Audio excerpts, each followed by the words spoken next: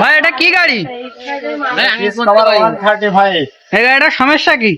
এই গাড়ির আছে ক্লাস প্লেট নষ্ট হয়ে গেছে, ক্যাম রোটার তারপরে সাইলেন্সার এগুলা চেঞ্জ করা আছে, সব হয়ে গিয়েছে।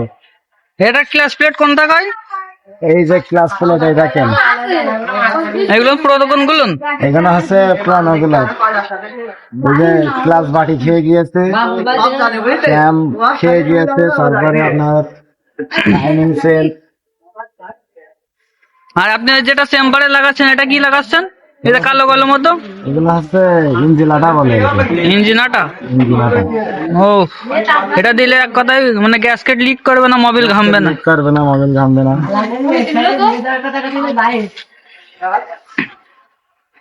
ডিসকভার 135 গুলো প্লাস এটা সব কেবল বদলানো হচ্ছে, মানে এক কথায় সার্ভিসিং হচ্ছে, তাই তো?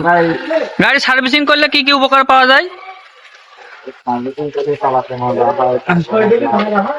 গাড়ি স্মুথ থাকে, শক্ত থাকে। এই সার্ভিসিং কতদিন পর পর করলে ভালো হয়?